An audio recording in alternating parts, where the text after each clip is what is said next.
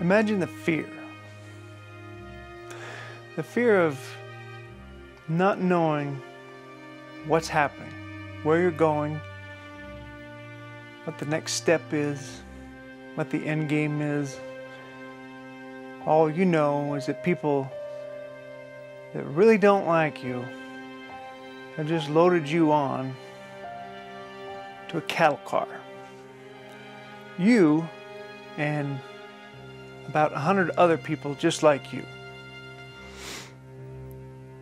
Again, no destination. You've only got a few suitcases with you. You're only allowed to bring so many things with you. And you don't know where you're going.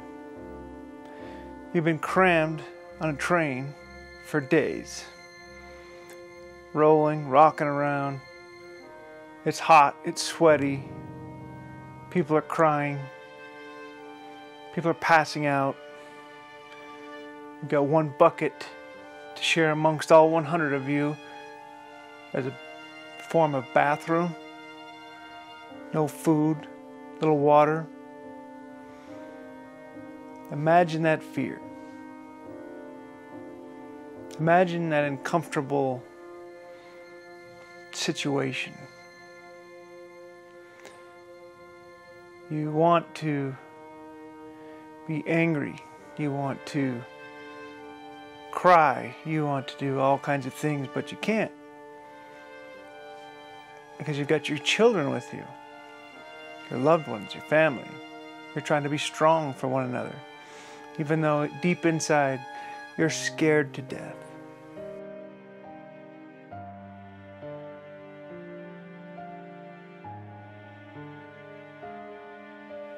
Finally, the train stops.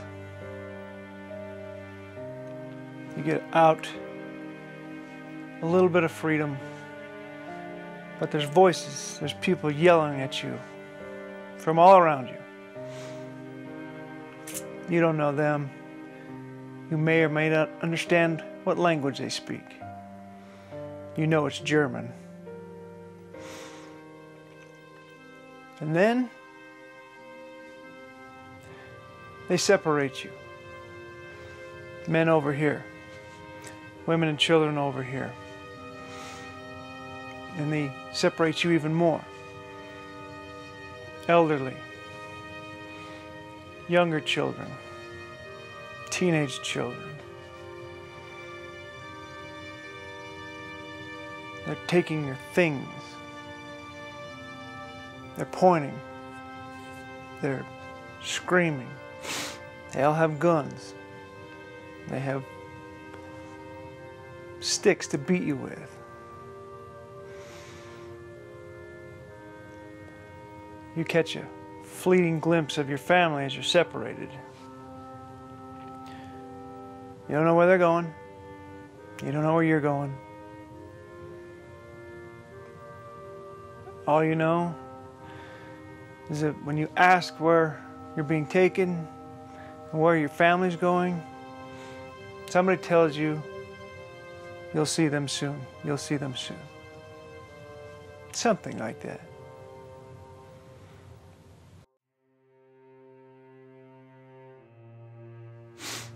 Someone stops you. They're inspecting you, head to toe.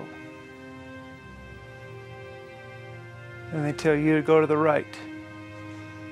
They tell this person to go to the left. Pretty soon you're in a building where they strip you, shave you, and tattoo a number on your forearm. Then you're given an ugly striped uniform with a weird symbol on it that represents what your crime might be. In your case, simply being Jewish. You get out into the general population where you see starving people, terrible conditions.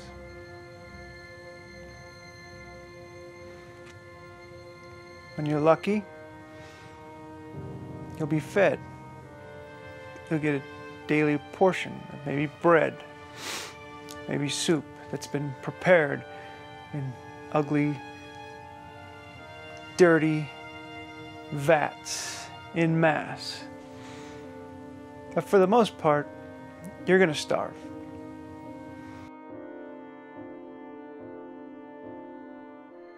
If you're lucky,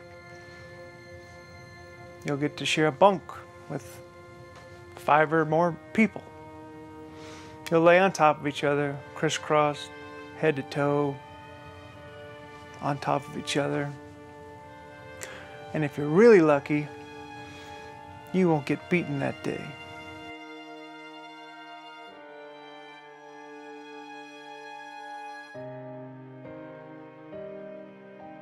If you're a twin, you'll be experimented on by a man named Dr. Mengele, because he has a twisted curiosity for what makes you tick. If you're a woman, well, there'll be some non-surgical experiments on how to sterilize you.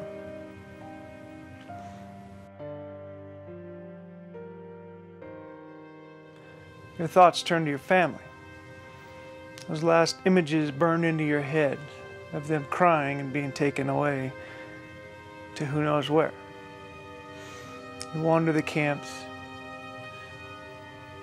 as much as you can inside those fences and ask around and get no good response. People sadly shaking their heads, not wanting to say anything to you. Until finally, you ask somebody, do you know where my family could be? And they turn and point. Off into the distance, you can just see 2 chimneys with smoke coming out of them. He says, your family is there. You will never see them again. The devastation that would happen when you realize what he was talking about. And the more you learn about what's going on in this place, your heart breaks. You, one, don't want to believe it. 2, you can't believe it. What if they did make it somewhere else? What if they did survive? You wonder how human beings could do this to other human beings.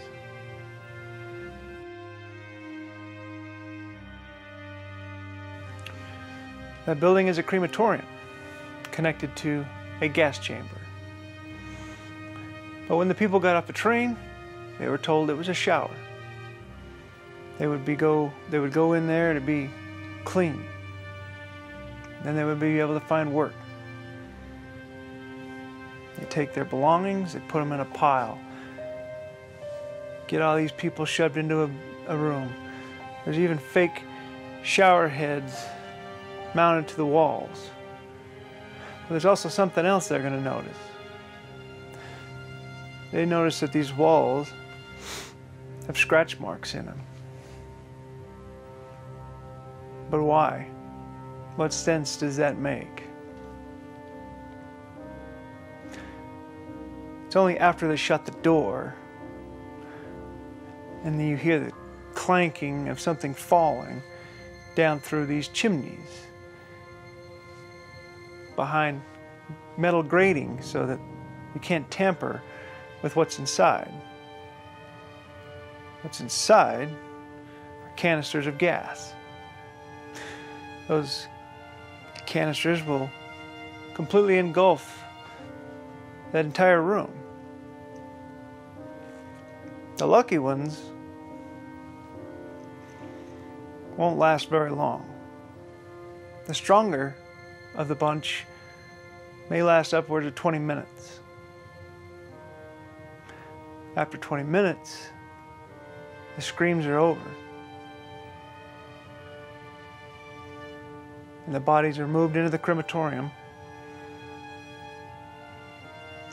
which is where the smoke comes in. And all those belongings that they took from those people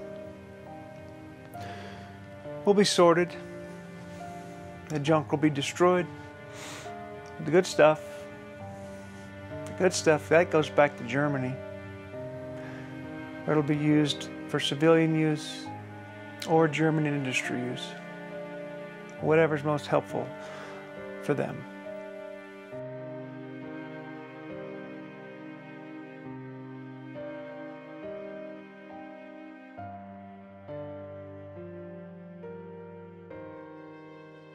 But you survive. And on January 27th, 1945, you'll be liberated by Russian soldiers who will wander into the camp to find a horrifying sight. A sight that I imagine a lot of those guys would go to their deaths remembering. The Walking Dead, if you will. They would be seeing people that don't even look like they should be alive, but they are. You'll spend up to 4 months in and out of hospitals as you recover. And then you're going to go home to whatever country you come from, and you're going to find you have no home left. Maybe one of your neighbors is living in it now. And maybe, just maybe, that neighbor is actually the person that turned you into the SS to begin with. You have to start all over. No job, no friends, no relatives. You have nothing. You're on your own. But you will do the best you can for the rest of your life. You will be successful. You will be vocal about what happened. And you will not let anybody forget that such a horrible thing took place.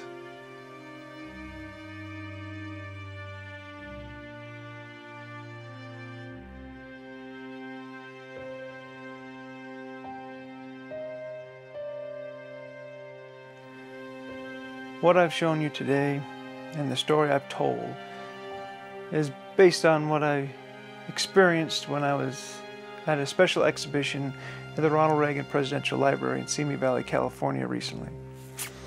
We talked about that last week in last week's video. The exhibit's called Auschwitz, Not Long Ago, Not Far Away.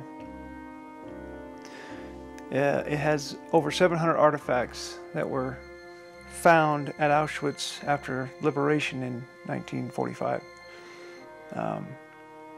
So it's really a tiny little glimpse of what you'd actually see if you're able to go to Poland and actually go to Auschwitz, which I would love to do someday.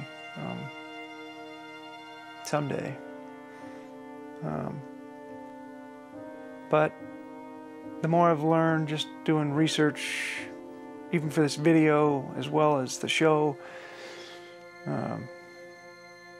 the more you know going into the show, the more powerful it will be for you.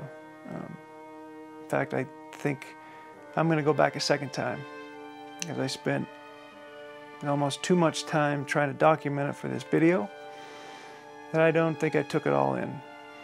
But even saying that, it was still a powerful experience. This is an example of just how crazy the world can be when we let our hatred just overflow and take over our hearts. It's crazy. It's hard to believe this actually happened. And one of the things that there's an interview with some of the survivors. They sprinkled that through the show, and the one thing that they said was, it happened, therefore it can happen again. I know that seems crazy. It's crazy to even think that, but at the same time, it would have been crazy to think that it could actually happen to begin with. So it just makes you kind of think, you know, and the way that the survivors, especially those that actually had family or a spouse live to get to the other side with them, how much they valued life as they moved forward. You know, again, they came back with nothing. They had nothing, then to start all over again. But they stuck to it. And they treasured every moment they had of freedom, because they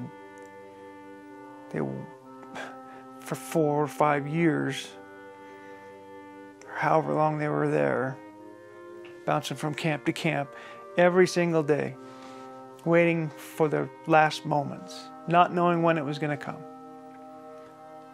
So to get through that and get to the other side of something like that is, they didn't take it for granted.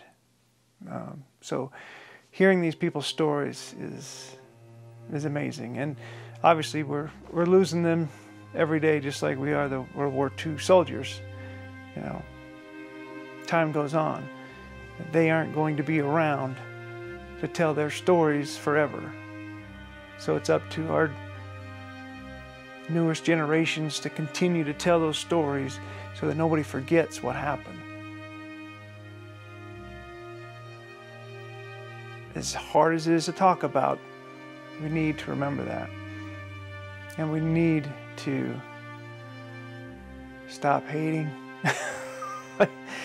I sound like a little whiner here, but if you take advantage of this, go see this show and take away what they took away from it. It's pretty important, I think. Yeah, I'm pretty sure we're going to try and go back one more time with all of us. Some of us didn't get to go on this last trip, so I'd like to take everybody and give everybody the opportunity to see it. If you would like to see it, the show was supposed to end on August 13th. It has been extended through January 28th of 2024. So go listen to some podcasts, watch some YouTube videos or documentaries on Auschwitz or other concentration camps, whatever you can do. Get as much of that research in, and then go and experience it for yourself. I feel like you will probably come away with a different perspective after the fact. So, all right. So enough of the sad, sappy stuff. We'll get back to the more fun stuff. But this was something that I felt was a lot more serious. So, no jokes in this one. We'll move on to next week, and we'll have some more laughs and good times. Until then, have a safe week, folks.